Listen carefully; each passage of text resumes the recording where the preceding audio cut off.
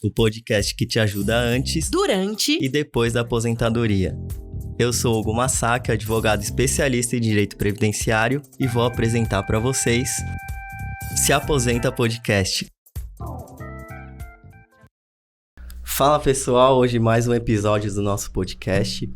E a ideia hoje é falar sobre os tipos de recolhimentos previdenciários, como fazer, quais são eles. Para isso, Dr. Leonardo Menezes aqui comigo hoje, para falar também um pouco da parte técnica desses tipos de recolhimentos. E a ideia também é dar foco, né, no MEI, que é uma das perguntas que a gente mais recebe. Para quem não sabe, o MEI é o microempreendedor individual. E também vamos focar nesse tipo de assunto, porque é uma das perguntas que nós mais respondemos. Então, passando agora para os tipos de recolhimentos, acho importante a gente falar um pouco dos contribuintes obrigatórios, facultativos, e depois a gente passa para o MEI, que é o contribuinte individual. Então, pessoal... Como que funciona Alguns contribuintes obrigatórios são os funcionários registrados em empresas, né, que trabalham com carteira assinada, e esses são os que não precisam se preocupar em efetuar o recolhimento, porque a própria empresa já retém na folha de pagamento ali no LERID, já faz o desconto e recolhe direto para o INSS na folha de pagamento ali através do RH dela, da contabilidade dela. Então são os que não se preocupam com nenhum tipo de recolhimento. Esse brasileiro, esse só olha o desconto só olha lá, reclama que está sendo descontada uma porcentagem lá, pergunta para RH por que tanto e não se preocupa. No futuro vai descobrir que é para se aposentar ou receber algum benefício, mas na hora ninguém sabe disso. E nem o RH explica. Eu já trabalhei em empresa, já perguntei muito. E existe também os facultativos, né, que são aqueles que optam por recolher para a Previdência Social. Quem seriam eles?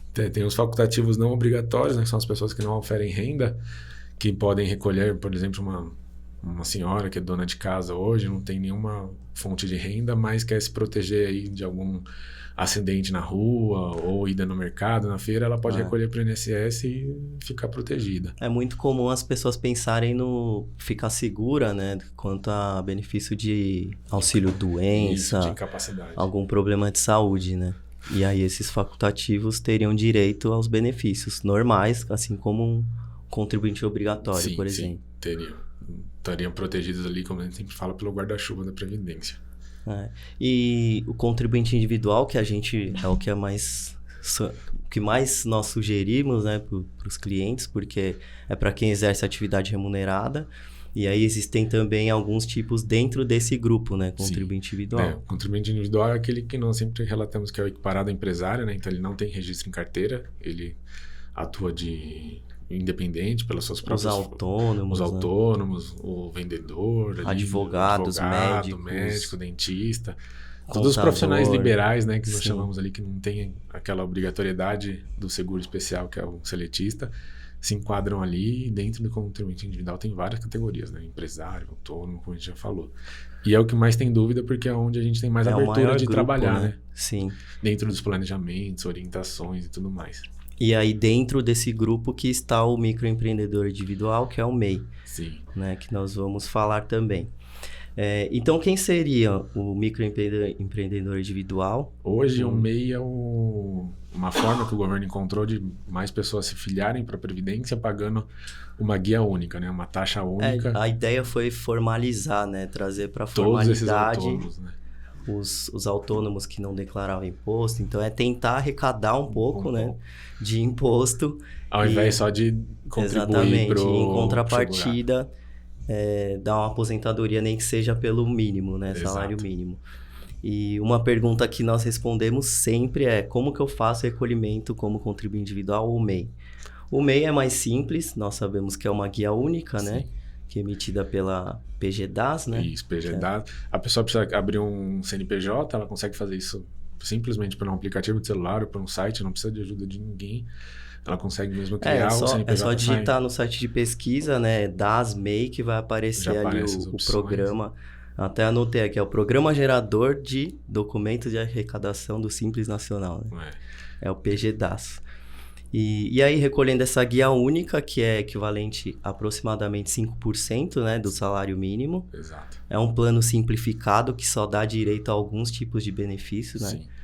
Quais seriam eles? Nós sempre falamos que dá direito a todos os benefícios, exceto a aposentadoria por tempo de contribuição. Sim. E a emissão de certidão de tempo de contribuição para averbar em outro órgão, que isso é um assunto para um podcast futuro. Eu até anotei aqui quais os benefícios, né? O mais comum é a aposentadoria por idade, lembrando Sim. que sempre é pelo salário mínimo, né? Por ser um plano simplificado.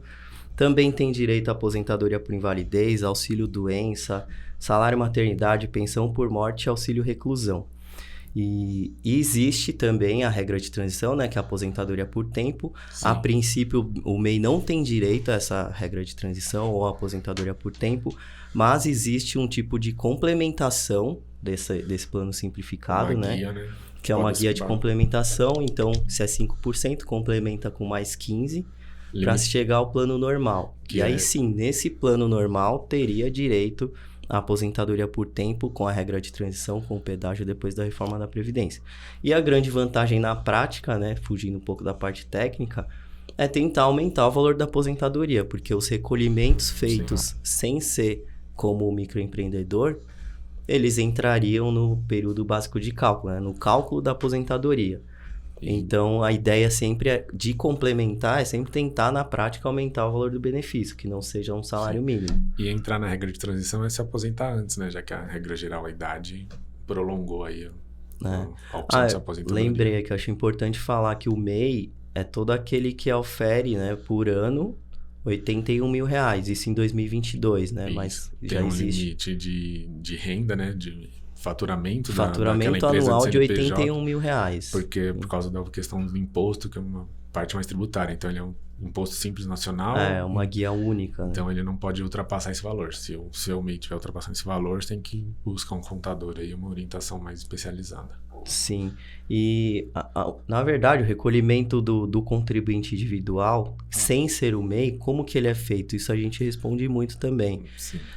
Dá para emitir tanto pelo site da Previdência Social, quanto Ou o antigo e famoso carnê laranja. Ou o carnê laranja, aquele que se compra na banca de jornal. E paga na lotérica. Preenche a caneta e paga na lotérica ou no banco.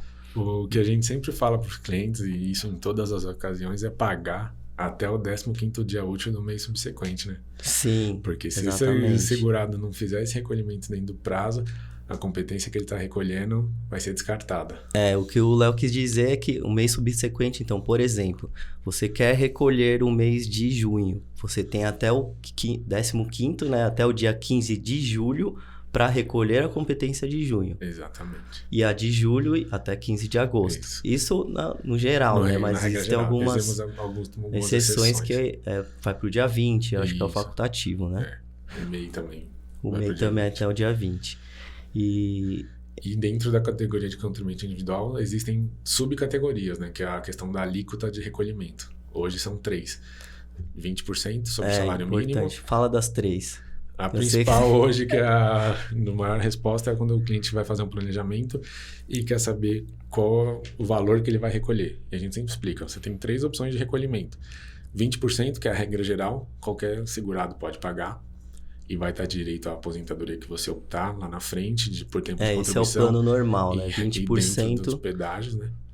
Eu acho importante sempre dizer isso também, que não é você que escolhe o valor, né? Na verdade, por lei, precisa ser exatamente 20% sobre o que você declarou para a Receita. Exato. Mas, na prática, o governo ainda não cruza esses dados, né, da Receita com a Previdência Social, por isso que muitos optam por, entre o mínimo e o teto, escolher o valor. Tem uma variação. Mas, na verdade, não é uma escolha, tá? Sim.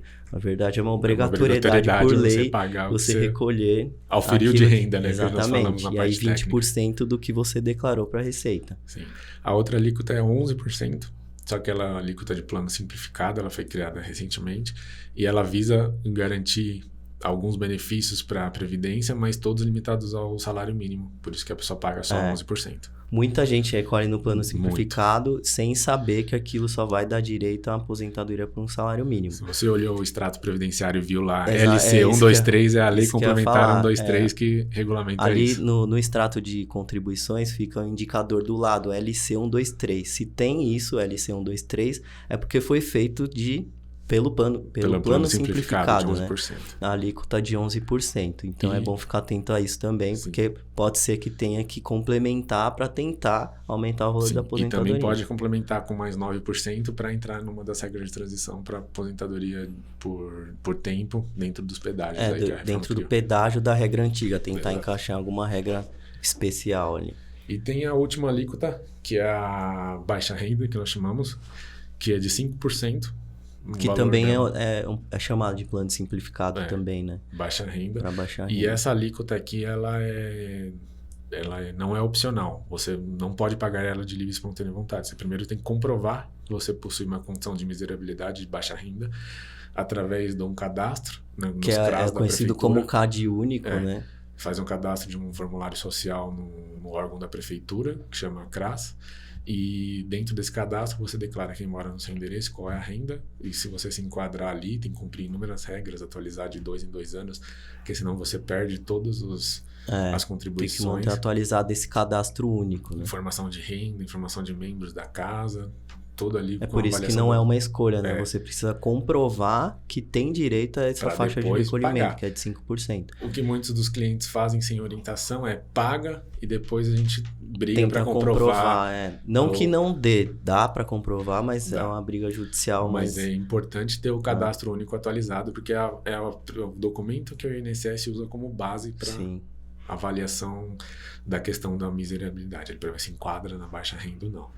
E hoje o benefício também é de um salário mínimo. É de um salário mínimo. E o critério de baixa renda hoje, na visão do governo, da lei, é quem recebe até 1/4 do salário mínimo, que está em torno de R$260. Sim, que é praticamente impossível comprovar. É por isso que é muito impossível. No direito falam que é comprovar a condição de vulnerabilidade, né? Muito que é bem difícil complicado, comprovar. abaixo de 1/4 do salário mínimo. E já que você tocou nesse assunto, eu acho importante também falar sobre a renda per capita, né? Porque para ter essa medida, é 1/4 do salário mínimo, é a renda per capita do grupo familiar. O que quer dizer isso? Uma pessoa que mora que tem uma família de 4 pessoas, se uma delas tem uma renda de um salário mínimo, essa renda dividido por 4 dá exatamente 1/4 do salário mínimo. Tem que dar abaixo de 1/4 do salário mínimo. Os outros 3 não podem ter renda. É isso que é quase impossível comprovar isso. É bem difícil esse tipo de comprovação. Nós já passamos por situações de benefício por o famoso LOAS para idoso, que nós não conseguimos provar isso, porque um dependente, uma pessoa que fazia parte desse grupo familiar, já tinha a renda elevada de salário mínimo. Mesmo utilizando de todas as manobras judiciais, todas isso as está bem relacionado questões ao LOAS, de jurisprudência. Né? Acho que a gente poderia fazer um episódio só sobre o LOAS, porque não é um benefício previdenciário, é um benefício assistencial, mas muitas vezes é confundido com aposentadoria, né? Muitas vezes, porque quem paga é o mesmo órgão, é o INSS, então as pessoas não entendem a questão de assistencial e INSS. São duas coisas separadas.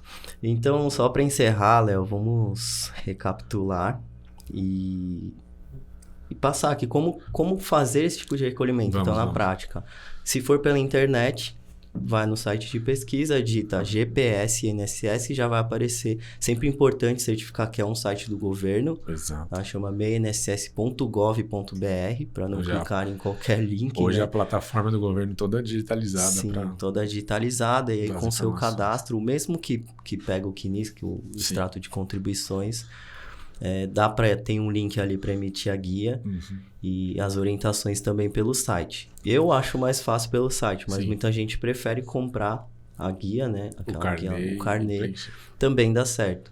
E é muito importante na hora do preenchimento olhar o PIS, né? O NIT, número do PIS, do NIT. Porque isso causa problema também. Conferir os dados antes de fazer o recolhimento. Consegue conferir também pelo aplicativo do meu INSS, pelo extrato. Sim. Porque se você fizer o recolhimento para um PIS diferente, que é o seu identificador para o governo, vai para uma outra pessoa. Eu lembrei também que muitos bancos têm esse convênio, né? Então, direto do site do banco, também. Do acesso do bancário, tem o link também para a guia da Previdência Social, né? Lembrando que sempre como pessoa física. Exato.